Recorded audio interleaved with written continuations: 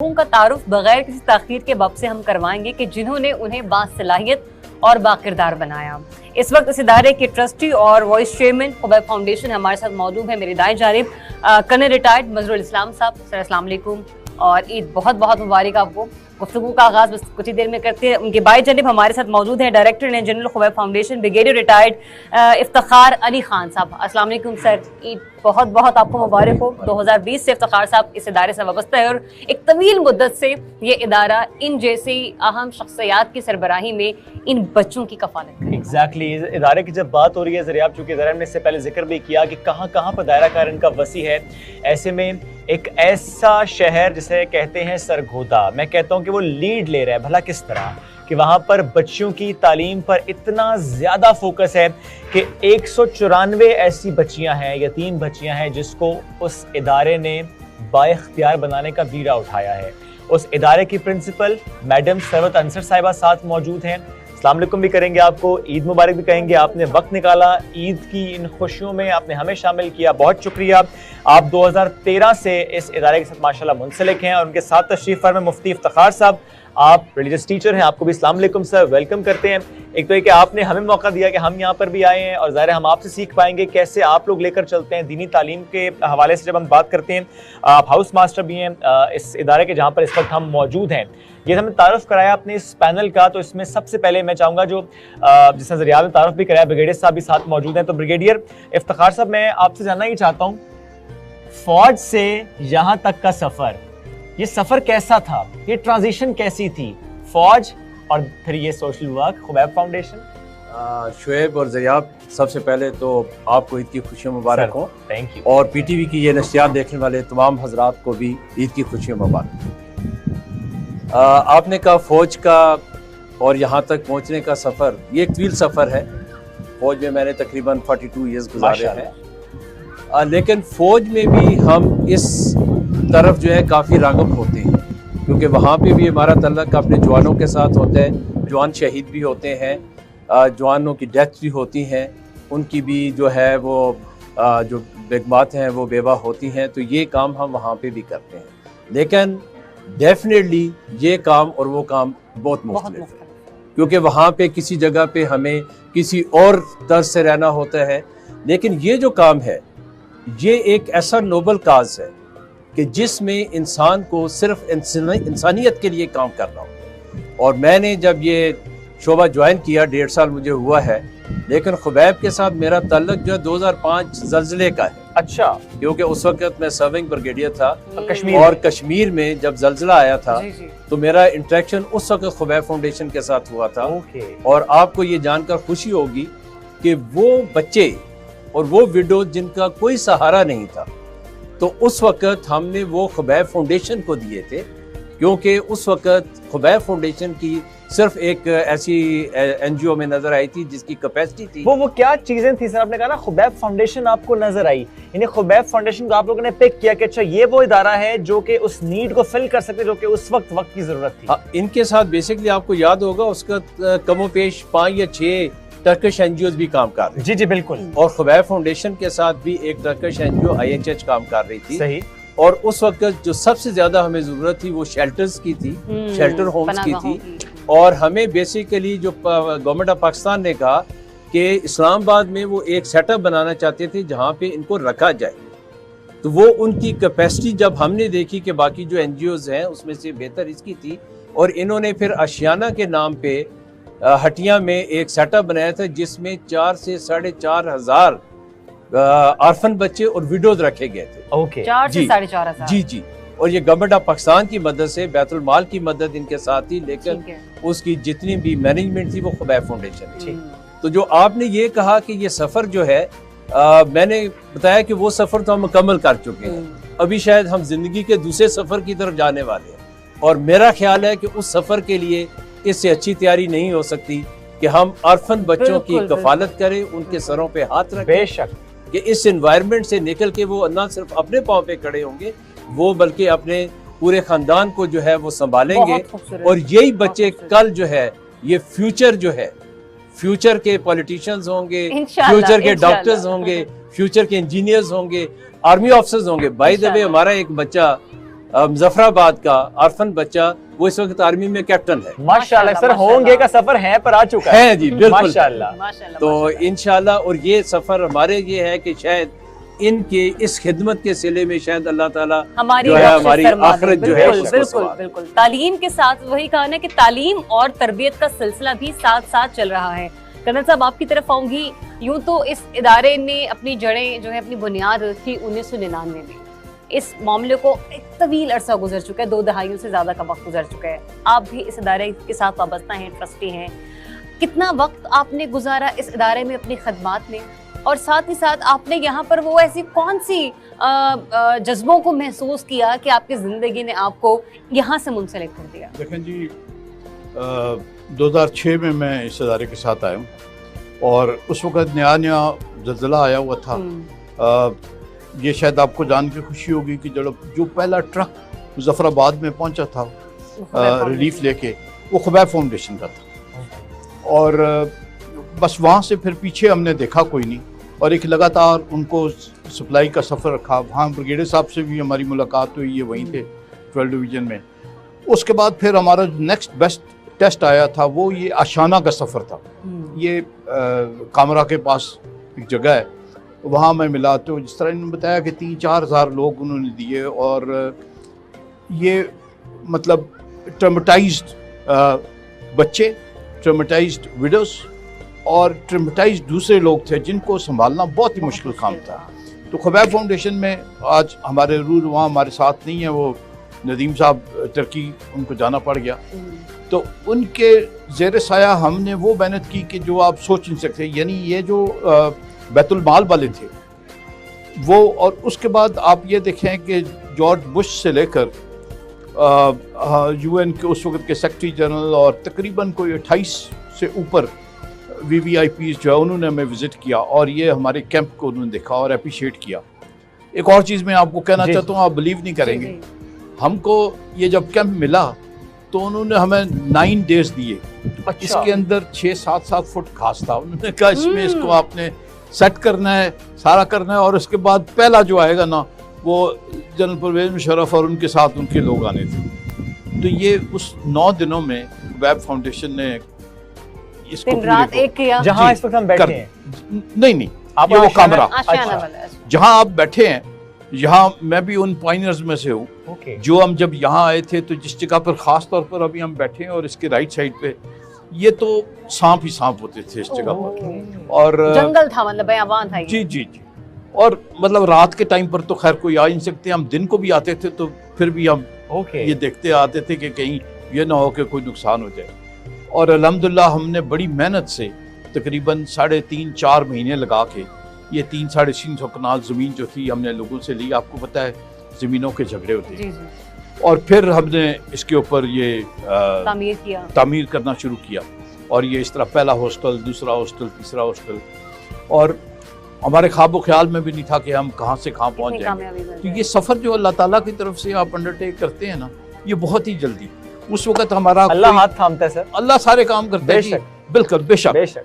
और हमने वैसे तैयार किया था कि ये हम करेंगे, और उसके बाद फिर हमने कफालत प्रोग्राम शुरू किया, और साथ हम हालांकि इसके साथ साथ मैं आपको ये बताता चाहूँ कि इसी दौरान आपको पता है अर्थक्वेक भी था, फिर यहाँ सैलाब भी आए।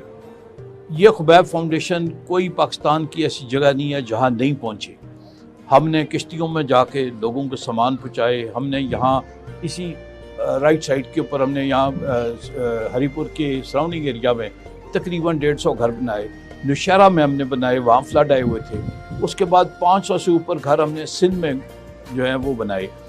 तो इस तरह से मतलब खुबैब फाउंडेशन डेवलप होती रही, और अल्लाह ताला का फजल ये है कि नदीम साहब कहते थे कि मैं अल्लाह से दुआ करता हूँ, मेरे पास तो कुछ भी नहीं, ठीक है, वो देता था, और आगे से हमारा काम बड़ी तेजी से चलता था। अल्लाह ने बहुत खूबसूरत वसीला चुना सर, वसीला बस। जैसे कहते हैं ना कि नियत आपकी अच्छी हो तो मंजिलें खुद ब खुद आसान होती हैं, अल्लाह ताला आपका रास्ता बनाना शुरू आप कर सोच देते भी नहीं सकते हैं कि कितनी जल्दी जल्दी से हमने सारे काम किए, और लोग हमारे से उनकी दुआएं थी, और हर जगह हमने स्कूल भी बनाए, हमने घर भी बनाए लोगों को। और ख़ास तौर पर हमारा ये कॉन्सेप्ट ये था कि हम जहाँ लोग रह रहे थे, जहाँ उनके घर गिर गए थे, उसी जगह पर घर बना रहे थे। ये 500 से ऊपर घर हमने ये सिंध के एरिया में बनाए, बिल्कुल उसी तरह से तामीर की हमने, कोई ऐसा वो नहीं किया, ताकि लोग जो थे वो हमारे से खुश हो जाते थे। वो कहते हैं ठीक है कि अपने इलाके में रहें। जी, अपने इलाके में। अभी रिसेंट जो सबसे था वो हमने अलीपुर में, ये मुजफ्फरगढ़ की तहसील है, अलीपुर में हमने 200 से ऊपर घर बनाए और फिर वो लोगों को हमने हैंड ओवर किया। सही। तो इस तरह से ये सफ़र चलता रहा। लेकिन फिर देखें ना, वो अमीर कारवान को भी एक आया हमें, तो हमने अपना सारे फोकस जो थे ना वो हमने कर दिए यतीमों की खिदमत की तरफ, और ये उसका नतीजा है जो जहाँ आप बैठे हुए अल्हम्दुलिल्लाह। ये सबसे बड़ा प्रोजेक्ट है, 350 से ऊपर हमारे बच्चे हैं। उसके बाद फिर कश्मीर में हमने किया, हमने गिलगित में किया, हमने स्कर्दू में किया, हम इसी तरह से ये मैडम हमारी सरगोदा में, जी जी, सरगोदा में हमने इसको सेटअप किया, और फिर हम मुजफ्फरगढ़ में गए, वहाँ भी हमने 2 स्कूल बनाए। तो इस तरह ये हमारा सफ़र जो है ना ये चलता रहा, और अल्लाह ताला ने हमें ताकत दी और समझ दी। और नदीम साहब मतलब दिन रात मेहनत करते थे। वो हमेशा ये कहते थे कि मैं रात बिल्कुल घुटनों के ऊपर होता हूँ कि मुझे नहीं पता कल अल्लाह मेरे से क्या काम। और वो पूरी कोशिश उनकी है कि अपना हर मोमेंट जो यूटिलाइज करें। और ये मैं आपको ये बता सकता हूँ कि बहुत ही मेहनत से माशाअल्लाह वो सफ़र तय करते हुए हम यहाँ तक पहुँचे। मैंने आपको एक्चुअली सांपों की मिसाल इसलिए दी है कि आज मैं सोच भी नहीं सकता हूँ कि हम इधर आए थे, और यहाँ जो मेरे साथ एक और आपने जिक्र किया तो एक लम्हे के लिए हमारे लिए भी ये ताज्जुब की बात थी कि ऐसा इलाका जिसका इंतखाब किया सांप ही सांप हो। ये इलाका नहीं, मैं ये भी आपको बताऊं कि मेरे साथ एक कर्नल साहब थे, हम रात को यहाँ रहे, एक छोटा सा घर था उसमें। अच्छा। तो रात को ना डाकू आ गए, उन्होंने हमारे पे फायरिंग शुरू कर दी। अभी आप ये देखें कि उस तरह से सफर करते करते हम यहाँ पहुंचे, माशाल्लाह चहल पहल है, ये बच्चे हैं, ये हमारे दिलों को तो जन्नत का टुकड़ा है। नदीम साहब को हम कहते हैं आई एम 76, तो मुझे तो अभी और कुछ भी नहीं चाहिए, बस ये बच्चों का साथ चाहिए, यही हमें आगे लेकर चलेंगे। बच्चों की दुआएं, अल्लाह आपका साहिब सलामत है कि आपको लंबी सेहत वाली जिंदगी दे। अच्छा, जब शुएब आप बात कर रहे थे ना यहाँ पे, जब आपने कहा एक जुमला बोला कि जन्नत का टुकड़ा, तो उस जन्नत के टुकड़े में एक छोटा सा कॉर्नर मुझे अपने राइट साइड पे भी नजर आ रहा है जहाँ पे खुशियाँ बांटी जा रही हैं। नहीं, मेरा दिल नहीं ललचा रहा। जैसे बच्चों को मैं देख रही हूँ ना कि वो जाकर अपने लिए लच्छा खरीद रहे हैं, आपने भी खाया होगा बचपन में, हमने भी खाए कॉटन कैंडीज, तो वो जो है बड़ा प्यारा लग रहा है, मुझे बहुत अच्छा लग रहा है। बिल्कुल ऐसे ही, बड़ा दुरुस्त आपने कहा। ज़ाहिर है बच्चों को इसी तरह ईद पे ये स्पेशल सेलिब्रेशन इन बच्चों के लिए कि उन बच्चों को ये महसूस हो कि कितना प्यार किया जाता है उनसे। छोटी से छोटी ख्वाहिश और बड़ी से बड़ी ज़रूरत, ये देखिए मैंने ख्वाहिश और ज़रूरत की बात की है, इस सब का ख्याल रखा जाता है। ब्रिगेडियर साहब एक बात और भी ज़रा बताइएगा कि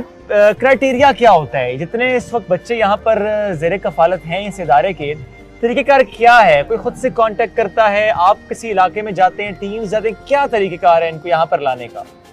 बेसिकली जो हमारा क्राइटेरिया एक तो ये है कि बच्चा आर्फन बाय फादर होना चाहिए। ठीक, this is the definition of the orphan, और इंटरनेशनली भी यही डेफिनेशन है। दूसरा ये है कि उस बच्चे की एज जो है वो 4 ईयर्स से लेके 10 ईयर्स तक ये एज होनी चाहिए। ठीक है। Even in certain cases 12 years तक भी हम वो अकोमोडेट कर लेते हैं।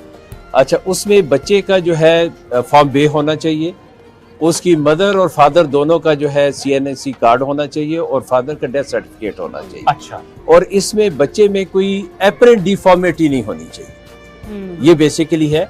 और इसमें ये है कि कुछ तो हमारे प्रोजेक्ट, जिस तरह कर्नल साहब ने आपको बताया कि माशाल्लाह हमारे इस वक्त जो है 13 सेटअप्स हैं वेरियस कंट्रीज, वेरियस सिटीज़ के अंदर। मतलब स्कर्दू में हमारा एक कॉलेज है, फिर गिलगित में हमारा एक हॉस्टल फैसिलिटी है, राड़ा मुजफ्फराबाद में एक हमारा रेजिडेंशियल कॉलेज है जहाँ पे आप बैठे हुए हैं, यहाँ पे ये रेजिडेंशियल कॉलेज है। इसके साथ ही एक हमारा जो है अफगान बच्चों के लिए वो जो है एक डे स्कॉलर्स का स्कूल है। ठीक है, ठीक है जी। फिर सरगोदा में हमारा जो है एक रेजिडेंशियल कॉलेज है, मुजफ्फरगढ़ में एक रेजिडेंशियल स्कूल एंड कॉलेज है, एक सिर्फ स्कूल है और एक वहाँ पे मदरसा है। पिंडी में हमारा बच्चियों के लिए जो है, जो यूनिवर्सिटी गोइंग बच्ची हैं, उनका एक जो है वो वी हैव हॉस्टल फैसिलिटी, और एक यूनिवर्सिटी गोइंग बच्चों के लिए, और एक इस्लामिक सेंटर है वहाँ पे इस्लामाबाद में H8 में, और एक मदरसा भी है। अब जितने हमारे सेटअप हैं, और फिर एक हमारा जो है ऑफिस, सब ऑफिस जो है वो कराची में है। तो पहले तो ये है कि लोग उनको अप्रोच करते हैं। जब वहाँ पे अप्रोच करते हैं तो जितने भी हमारे PDs होते हैं या प्रिंसिपल्स होते हैं, जिस तरह मैडम यहाँ पे हैं, तो ये फिर उनसे सारे ये डॉक्यूमेंट्स ले लेती हैं। फिर उनकी हम स्क्रूटनी करते हैं क्योंकि हमारे लिए अपने अदारे की क्रेडिबिलिटी जो है वो सबसे प्रीमियर है कि ऐसा नहीं होना चाहिए कि कोई बच्चा गलत किसी वजह से तो इसका मतलब ये कि रिफ्यूजल तो है, लेकिन वो किस केस में है? रिफ्यूजल ये है कि जो बेसिकली सम टाइम अगर ऑर्फन नहीं है तो इट्स अ रिफ्यूजल। ठीक है, ठीक है जी। या तो सिंपल सर के ऑर्फन हो, आईडी कार्ड माँ बाप के और डेथ सर्टिफिकेट होना चाहिए, दैट्स इट।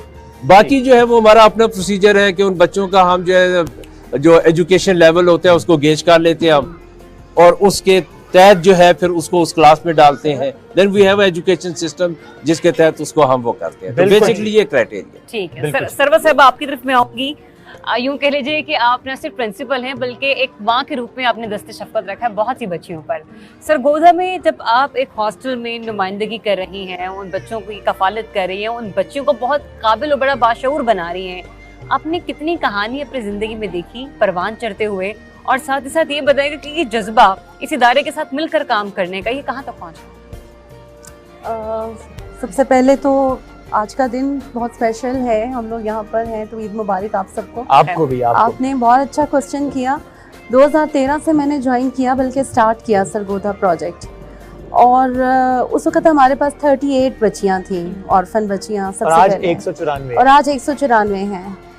तो जज्बा तो खुबैब को ज्वाइन किया तो खुद ब खुद आता चला गया, और इतना बढ़ गया है अब कि इसको छोड़ने का दिल नहीं चाहता। बहुत कह लें अच्छी दुनिया में अपॉर्चुनिटीज मिलती हैं, ऑफर्स मिलती हैं, लेकिन जो यहाँ पर जिस कॉज के लिए हम काम कर रहे हैं, सुकून मिलता है। क्या बात? वो रिवॉर्ड जो अल्लाह ताला ने देना है, और फिर इन बच्चों की स्माइल, इनके चेहरे की सेटिस्फेक्शन, उससे बढ़ के कुछ भी नहीं है। तो इसको तो छोड़ सकते ही नहीं है, और दिन ब दिन अपने अंदर ये फील होता है कि मजीद बढ़ता जा रहा है। बच्चियों का जो है एक ख़ास नेचर, और एक कह लें इदारे की एक अलग से एक नेचर है। बच्चियों के साथ बहुत सारी चीज़ें वाबस्ता होती हैं, उनकी ग्रूमिंग के हवाले से, ये ज़्यादा टफ है, एजुकेशन, बल्कि उनकी प्रॉपर ट्रेनिंग, बिल्कुल हाउस होल्ड मैटर्स को लेके भी, और दुनिया को डिफेंड करने के हवाले से भी आगे जाना है। आज की बच्ची हमारी जो है वो अब वो तो रही नहीं है कि आपने सिर्फ तालीम दे दी, बिल्कुल ऐसे, बल्कि अपने आप को हर मैदान में अपने आप को डिफेंड करना आना चाहिए, मजबूत देखना चाहती हैं। और माशाल्लाह हमारी ये जो बच्चियां हैं, मेरे पास सबसे छोटी बच्ची 2.5 साल की भी आई, 2.5 साल की, और उसकी मदर दरवाजे पे बच्ची को छोड़ के चली गई कि मैं नहीं रख सकती। कब की बात है? ये कोई 3-4 साल पहले की बात है। वो बच्ची माशाल्लाह 6 साल की है, और इस तरह से। और फिर एक जो जज्बा है, सॉरी टू इंटरप्ट, जो कहानी आपने बयान किया, मैं सिर्फ ये सुना जरिए, आप 2.5 साल की बच्ची को एक माँ अगर किसी इदारे के दरवाजे पर छोड़ के जा रही है, तो नाजरीन ये एक ऐसी बात है कि इस पर आप एक लम्हे के लिए गौर कीजिए। 2.5 साल की बच्ची है, माँ छोड़ के जा रही है, एक माँ जो समझती है कि उसके पैरों के नीचे बच्चा महफूज है, उसके अलावा कोई जन्नत है नहीं, कोई महफूज पनाह का नहीं है। अगर वो एक इदारे के दरवाजे पर छोड़ के जा रही है ना माँ, तो यकीन कीजिए वो जो माँ का ट्रस्ट उस इदारे पर है, ये कोई छोटी बात नहीं है। एक माँ छोटी बच्ची को छोड़ के गई है, ये बहुत बहुत बहुत बड़ी बात है जी। और उस बच्ची को फिर इनके अंदर, इन बच्चियों के अंदर एक ऐसा लव बॉन्ड डेवलप हो जाता है कि केयर टेकर्स भी हमारे पास खवातीन हैं, लेकिन वो जो बड़ी बच्चियां हैं, उन्होंने जिस तरीके से उस छोटी बच्ची को रातों को, सर्दियों की रातों को सीने से लगाया और उसे परवान चढ़ाया हमारे साथ मिलके, तो ये एक जज्बा ना सिर्फ स्टाफ में देखने को मिलता है, हर बच्ची के अंदर भी देखने को मिलता है। तो मैं समझती हूँ कि अल्हम्दुलिल्लाह खुबैब इस वक्त जो प्रोवाइड कर रहा है अपने इदारों में पलने वाले इन ऑर्फन बच्चे बच्चियों को, मेरा नहीं ख्याल कि कहीं और इस किस्म की ट्रेनिंग या इस किस्म की ग्रूमिंग होती होगी। जो कि खुबैब की जो एजुकेशन पॉलिसी है, हम उसके ऊपर अगर देखें तो हमारी जो पॉलिसी है वो 3 स्ट्रैटेजीज पर बेस कर रही है। एक तो मॉडर्न एजुकेशन है, हम अल्हम्दुलिल्लाह ऑक्सफोर्ड पढ़ा रहे हैं, इन बच्चों को कहीं पर किसी चीज़ में कमी नहीं है, कमी नहीं दी जा रही। दूसरा जो सिलेबस है वो जो बोर्ड का प्रेस्क्राइब्ड है, जो बोर्ड क्लासेस के लिए है, वो चल रहा है। जितने भी हमारे लोकल बोर्ड्स हैं, बिलोंग करते हैं हमारे कॉलेजेस लोकल बोर्ड्स के साथ, वो सिलेबस है। इसके अलावा जो दूसरा सेगमेंट है वो फिजिकल एजुकेशन का है, तीसरा सेगमेंट हमारा स्पिरिचुअल एजुकेशन का है। और इस पे चलते हुए हम इन बच्चों को दीन और दुनिया दोनों की ट्रेनिंग दे रहे हैं। माशाल्लाह। हमारे बच्चे मॉडर्न एजुकेशन में भी आगे हैं, फिजिकल एजुकेशन में ये बच्चियां ताइक्वांडो में चैंपियन हैं। अभी माशाल्लाह से मेरी जो टीम है ताइक्वांडो की, अभी 23 मार्च को इंटर डिस्ट्रिक्ट सरगोधा चैंपियनशिप हुई है, उसमें इन्होंने 11 गोल्ड मेडल जीते हैं, माशाल्लाह, 6 सिल्वर मेडल और 6 ब्रॉन्ज मेडल। आपने उनके हाथों को आहनी हाथों में बदल दिया। आहनी हाथों में बदल दिया, बिल्कुल ऐसे ही है। ये आयरन वुमेन बन चुकी Iron है। Woman माशाल्लाह बन चुकी है। माशाल्लाह। अच्छा और, साहिबा, आप अभी गुफ्तगू कर रही थी ना, तो उस वक्त जब आपने 2.5 साल की बच्ची का आप यकीन जिक्र करें मेरा किया दिमाग था, वहीं अटका हाँ है। मैं भी वहीं पर ही हूँ। मुझे ये बताइएगा, क्या कभी उस बच्ची को ये बताने की कोशिश की गई है या फिर हमेशा इस बात को राज में रखने की कोशिश की गई, तो उसे कभी बताया ना जाए कि तुम्हारी माँ तुम्हें यूं हमारे दरवाजे पर छोड़ कर चली गई थी? नहीं, ऐसा कभी नहीं किया हमने। हमेशा मदर्स का जो है वो देखे, मदर्स भी हमारे पास बहुत हेल्पलेस सिचुएशन में आती आप बिल्कुल वो ना उनको ससुराल वाले कोई शक एक्सेप्ट करते accept हैं करते हैं। हस्बैंड की डेथ के बाद, और ना ही उनको पेरेंट्स एक्सेप्ट करते हैं, क्योंकि मोस्टली ये जो औरतें हैं, विडोज हैं, इनके पेरेंट्स माएँ भी इस हालत में नहीं होती और भाई ना शादीशुदा होते फाइनेंशियल हैं। कंडीशंस ऐसे होते हैं। फाइनेंशियल कंडीशन ऐसी नहीं है कि वो इनको रख सकें, तो उनके पास जब एक शेल्टर उनको पता चलता है कि ये एक ऐसा इदारा है जहाँ भरोसे पर की बात है सारी मैडम। सिक्योर हैं हर तरह से, तो फिर वो हम माँ की मजबूरी को कभी भी एक्सप्लॉइट नहीं करते खूबसूरत। बच्ची के वो साथ। माँ दोबारा कभी आई? बिल्कुल आती है, आती मिलने है। आती है, बिल्कुल आती है। She is very much satisfied. उसकी जो एकेडमिक एक्टिविटीज़ हैं बच्ची की, उसकी परफॉर्मेंसेस हैं डिफरेंट एक्टिविटीज़ में, कोर करिकुलर एक्टिविटीज़ में, वो देखती है, PTMs होती हैं उनमें आती है।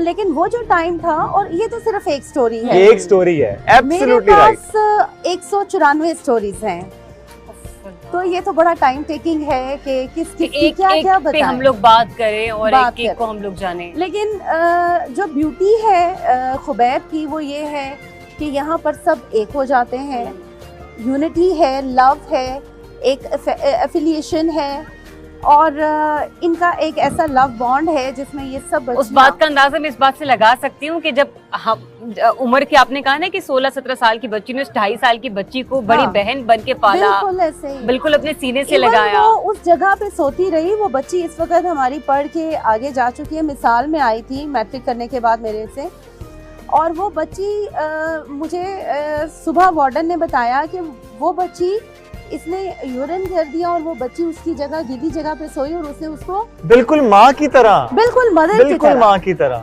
जैसे माँ करती है। तो उस वक्त मुझे खुद ये चीज देख के और सुन के ये एक प्राउड मोमेंट है, एक proud एक proud moment moment as a principal for you, जी। और जरा एक इदारे का पार्ट होते हुए कि जी। आपने ऐसी तरबियत उन बच्चों की कि जो सिर्फ ये नहीं सोच रहे कि अच्छा उनकी क्या जरूरत है, उन्हें कैसे आगे बढ़ना है, वो ये देख रहे हैं कि उनके बाद आने वाले बच्चों की जरूरत क्या है। यानी एक ऐसा इदारा जहाँ पर एक बच्चा अगर आ रहा है, वो 2.5 साल की बच्ची अगर आ रही है, तो उसको माँ का प्यार भी मिल रहा है, उसे बहन भाई भी मिल रहे हैं, उसे एक फैमिली का माहौल भी मिल रहा है। थोड़ी दीनी तालीम की बात करते हैं, और मुफ्ती साहब चूंकि साथ मौजूद हैं, कितना अहम इनका रोल है, एज अ हाउस मास्टर भी यहाँ पर इस इदारे में खिदमत सर अंजाम दे रहे हैं। मुफ्ती साहब थोड़ा सा बताएगा क्या ट्रेनिंग का क्राइटेरिया है आप लोगों का, किस तरह से आप लोग इस तालीम को इनकलकेट कर रहे हैं बच्चों में?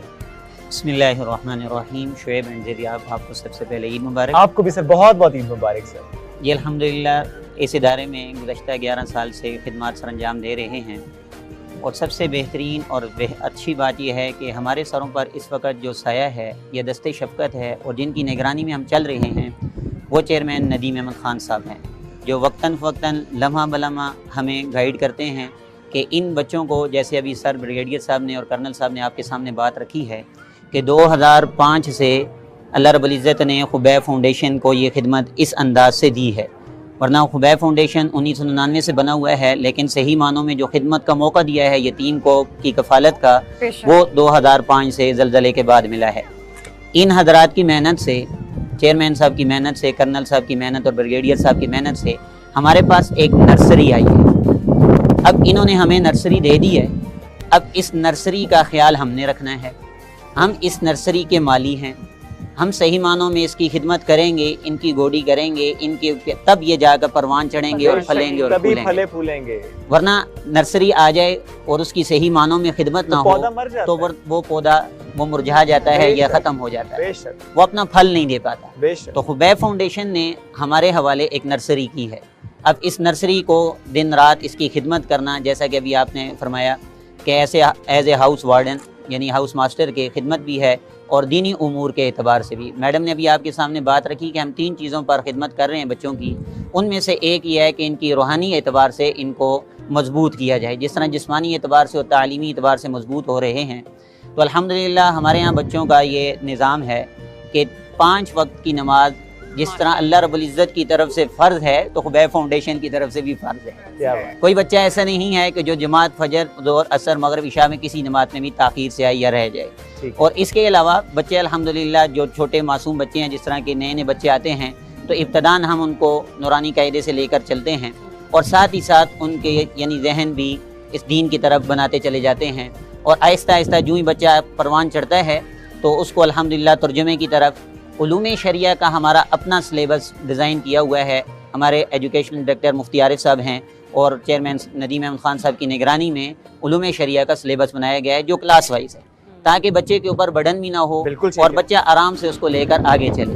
तो आप सल्लल्लाहु अलैहि वसल्लम की हदीस मुबारक का मफ़हूम है कि अना वकाफिलुल यतीम का हातैन, कि कल क़यामत के दिन मेरे साथ यतीम की कफ़ालत करने वाला इस तरह खड़ा होगा, यानी वो मेरे साथ होगा। तो यतीम की कफ़ालत जिस तरह अभी आपने भी फरमाया कि उसको सर पे हाथ रखना ये भी कफ़ालत है, उसकी खिदमत करना ये भी कफ़ालत है, उसका शब रोज़ उसके देखना ये बेहतरीन कफ़ालत है कि बच्चे को रात को सुलाना, बच्चे को सुबह जगाना और उसके जिस तरह आपने मैडम को बहसियत माँ ताबीर किया तो अल्हम्दुलिल्लाह यहाँ पर हम बहसियत वालिद उनके साथ रहते हैं, बहसियत वालिद उनके साथ रहते हैं। मैडम ने एक अपने इदारे की आपके सामने एक उनकी मिसाल रखी बच्ची की।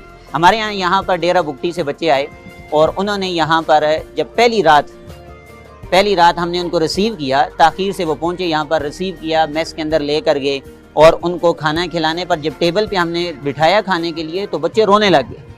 गाड़ी से उतरे तो खुश थे, हमें मिले, हमारी मैडम सादियाँ हैं उनसे मिले, बाकी दीगर स्टाफ के लोगों से मिले, लेकिन अचानक से उनकी चीखें मारने लगी। हमने पूछा वजह क्या है, तो उनको जो लेकर आए गार्डियन तो वो कहने लगे कि ये पहली दफ़ा आज 1.5 साल के बाद सालन के साथ रोटी खा रहे हैं। अल्लाहु अकबर, अल्लाहु 1.5 साल बाद ये पहली दफ़ा सालन के साथ रोटी खा रहे हैं, ये प्याज के साथ खाना खाते थे। इसके अलावा इनके पास आज 1.5 साल कबल इनके पास कुछ नहीं था। तो ये सूरत हाल इस इदारे के बच्चों के साथ है। हर बच्चा एक कहानी है। तो यहाँ पर 500 से ज़ायद बच्चे इस वक्त हैं। हमारे अल्हम्दुलिल्लाह 3 हॉस्टल हैं, हर हॉस्टल में 200 की कैपेसिटी है। तो अल्हम्दुलिल्लाह दिन रात इनके साथ गुजार के तो अपनी भी फीलिंग कि जब आप सल्लल्लाहु अलैहि वसल्लम के हदीस मुबारक का मफ़हूम है कि जब दिल सख्त हो जाए तो यतीम के सर पे हाथ रखो, यतीम के सर पे हाथ रख तो ऑटोमेटिकली दिल के अंदर नरमी पैदा हो जाएगी। तो अल्हम्दुलिल्लाह हमारे दिलों को अल्लाह रब्बुल इज़्ज़त ने बच्चों के लिए मोम बनाया है। इसके अलावा हमारे यहाँ ये है कि हर बच्चे को 30वां पारा याद होना लाजिम है। तो अच्छा 30वां पारा याद होना तो लाजिम है, लेकिन जो हाफिज़ कुरान है आप लोग खुद चुनते हैं जिसमें आपको लगता है कि अच्छा ये जल्दी हिफ्ज़ कर सकता है? हमारे यहाँ ये है कि देखें, जिस तरह ब्रिगेडियर साहब ने भी आपके सामने बात रखी है कि मदरसे हमारे बाकायदा सेपरेट हैं। जिस तरह H8 में हमारा एक मदरसा है, इसी तरह मुजफ्फरगढ़ में भी हैं। यहाँ पर मदरसे की तरतीब नहीं है, ये स्कूल कॉलेज है। लेकिन हम बच्चे को हमने गाइडलाइन दे दी है, रास्ता दे दिया है, अब वो उस पर चलता है तो हम उसकी हेल्प करते चले जाते हैं। इसलिए कि हमारे उस्ताद जी फरमाया करते थे कि हर इंसान के अंदर अल्लाह रब्बुल इज़्ज़त ने हर तरह की सलाहियत रखी है।